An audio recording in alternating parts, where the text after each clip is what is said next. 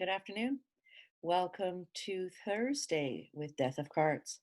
On Thursdays, we love to interview someone and have a conversation about death, about dying, and about the dead.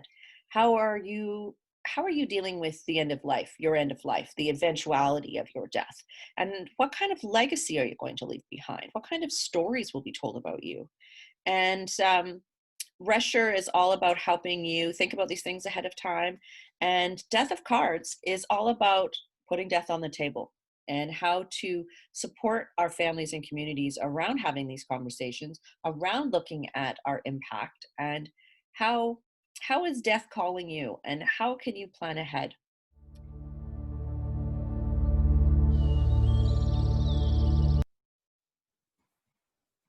Hey, Linda, there you are.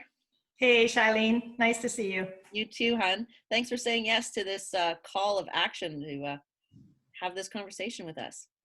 It's part of the way I live my life. Say yes. Say yes.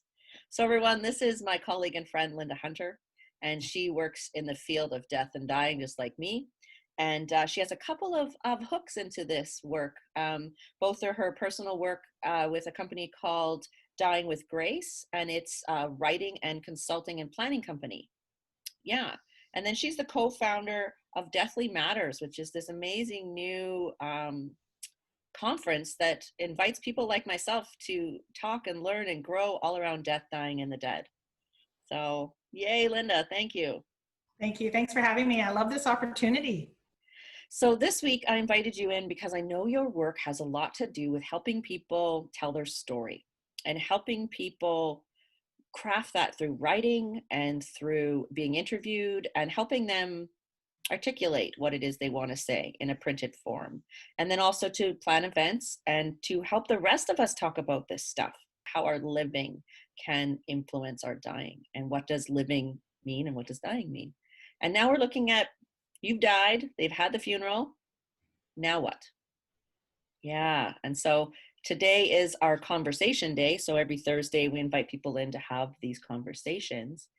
And I make jokes. I kind of use this stuff to play light.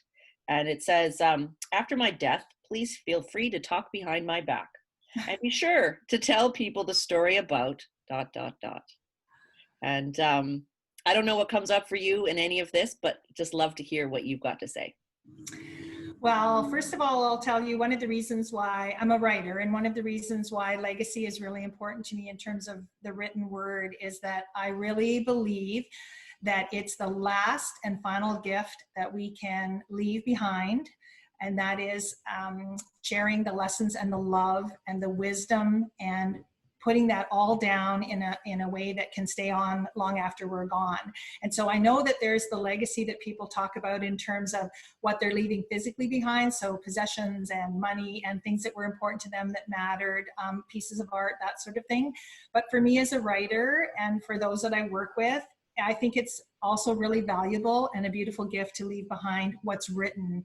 And so I work with lots of people around their legacy letters, so leaving behind some of the traditions and the wisdom and the ideas that they want to be remembered for. And that's really what it's all about. Shylene, it's about how do I want to be remembered? What do I want to share that will stay behind? So for me, I've written and teach about legacy writing and about even writing your eulogy and writing your own obituary, because the best way to have a say in what's said about you is to say it and to say it before you go. And it's a really great exercise, not only that can be left behind for others as a gift, but it's a great exercise for us to really reflect and think about, how do I want to be remembered? What do I want people to say about me afterwards? And they'll say what they will, but some of the control is ours if we want to leave behind a message.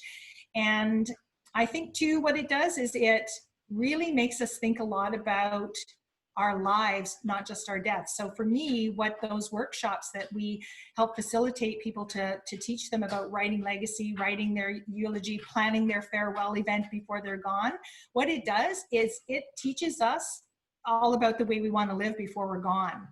So it gives you a chance to reflect on, I want to be remembered for this. Am I doing that?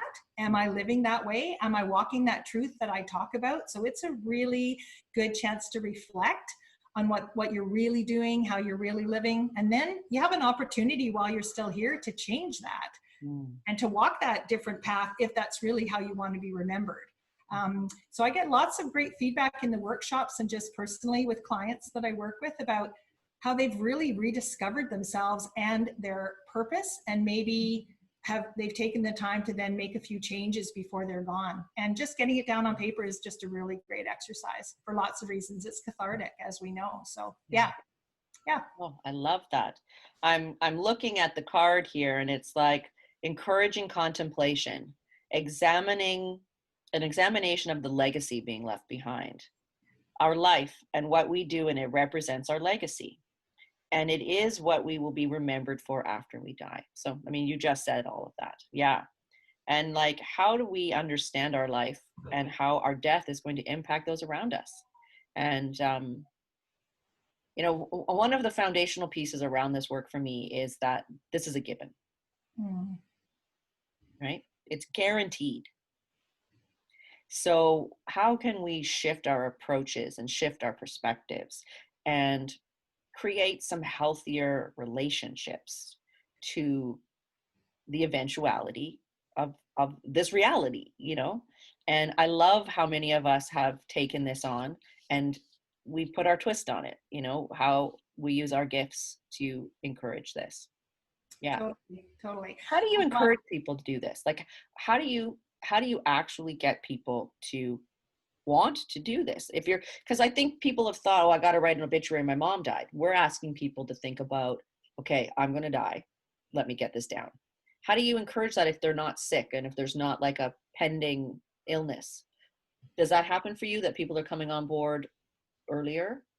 For sure. And I think one of the great things about doing it earlier, and this is how I think I've managed to encourage some people who maybe aren't thinking about it in the earlier years, or like you said, because they're not well, they think, oh, I can put that off.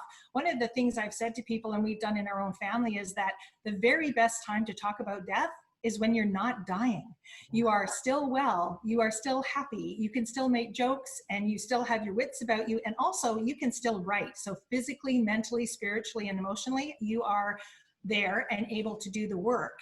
And so I think it's the best time to do it when you are clear-headed, and when if you have to think about a diagnosis or how you're going to take care of the next few months if you're unwell or nearing end of life, or when you're sad or grieving or in a different space, it's really hard to think about saying goodbye. What do I want to be remembered for? How do I want to get this down? So if you can do it when you're well, what could be a better time? And what I also say to people is, write your legacy letter and put it away. It's not something that you need to dwell on. We don't have to be talking about death, although we actually do talk about death a lot, as you know, but we don't all have to be talking about death all the time. But how about talking about it while we're alive and well and strong, and we have lots to say, and then we can revisit it. So I encourage people, write a little bit down whenever you have a moment, or you're thinking about it, or you have a summer afternoon and you're reflecting. Get some thoughts down on paper. Have a conversation with the people you care about in a lighthearted, not so dark and dank way, right? Because you're all okay. You're all okay today in this moment and in this space and time. And then revisit it later. Or, write it and put it away, and at least it's there, right? Because you'll have many other things to deal with when you actually get closer to the point where you're actually at end of life. So how about doing it now? And I think the more we normalize the conversation and the more we talk about death is life, it is part of living, then we'll have a much easier time of it all. I'll just share a little story with you. It's a bit of a comparison. Do I have time for a comparison? Oh, yeah. Okay. So in 1997, we had been on the island, Vancouver Island, a couple of years, and we got a call to say that my husband's mother, who I love dearly, had been diagnosed with cancer, and it didn't look good. It didn't look like they were going to be able to do a whole lot for her. We went there, we left the island, we went there, and we took our young children, who were 5, 5, and 9, and stayed for 7 months and helped her through the last 7 months of her life. And that entire time that we were there, my mother-in-law didn't talk about death. couldn't talk about death. She was 59 years old. She was young. This was unexpected, and for her, unacceptable. So while we, spent a long time with her, helping her and supporting her, we never had rich conversations about what we would miss about her, what we loved about her. And she didn't have an opportunity to say, this is what mattered to me. This is what I want you to remember me, how I want to be remembered. We didn't get to have those conversations. And as well as those conversations, we didn't get to say, like, what do you want? How do you want to look at the end of life? How do you want to be buried or cremated, or is there something else that you want done? How do you want to be remembered? What kind of service? We couldn't have those conversations. It was too much for her. So fast forward 20 years, and my own mom, who was living with us and had been in our home for almost 20 years before she died, not only had the conversations, but had them early on before she started having heart attacks and before she started losing her sense of wellness and well-being. So we had laughs.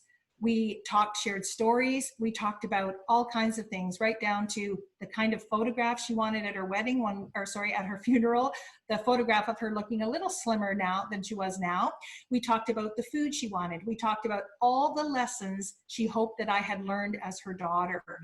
We talked about the music that would be played, and we talked about the stories she wanted shared. 60 different small stories that we had at her service. I love that. It was amazing. Yeah. So the idea of talking behind her back, she'd already told you the stories that she wanted Totally. told. I love it. Totally. And the best part was, it was a gift. Like, it was such a gift to us because we didn't have to guess. We didn't have to argue amongst ourselves, the siblings. Yeah. We didn't have to ask her at a time when she had so much else on her mind and on her plate and on her heart. We didn't have to go in with those questions. We already had all those answers. It was fabulous. And I felt sad.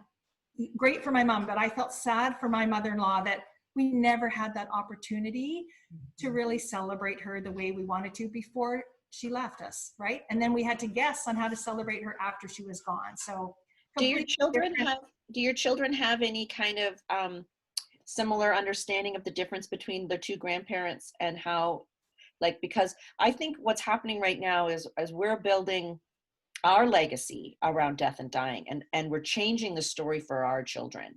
And my daughter didn't understand that other people didn't talk about it. When she first learned that I needed to go out in the world and teach, she was like, what do you mean? Like, well, other families, honey, don't talk about this stuff. And she's like, doesn't everybody die? And I'm like, yeah, they do, Dove, but people don't want to talk about it. So I love what you're saying, and how you saw these two sides, two options. And what do your children say? Your children are all grown now. Yeah, so our children are 28, and 32 now. And you know what they say is, it's true. Children learn what they live. So our children grew up with their grandmother, so with my mom, talking about everything. So nothing was taboo. So that meant if you wanted to talk about death, or if after my mom's third heart attack, you wanted to say, Nana, what is going on for you? Like, this is the third one. What are you thinking? What's going on? What's coming up for you? How are you feeling? Right? Are you afraid? I remember them asking, the two of them asking her, are you afraid of what's coming next? Yeah. And so it was an everyday sort of ordinary topic, part of living for us. Now, obviously 20 years prior, they were much younger. So as little children, even though we talked to them in our home when we were away from my mother-in-law, we had to sort of talk to them about why we're here, why we're not at home, why we're spending so much time, why you're in a different school, and this is what's going on for grandma.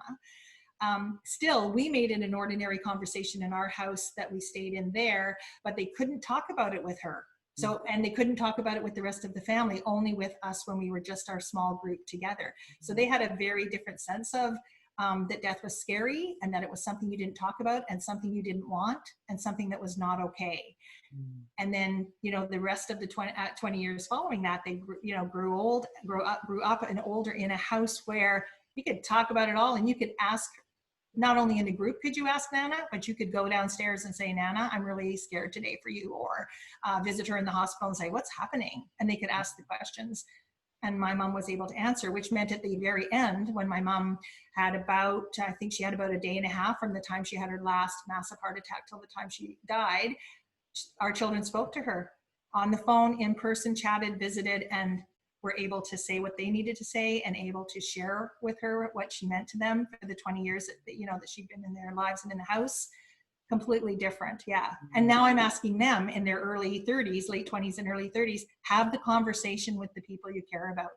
Write it down. Let us know what you want, because it's not just old people that die.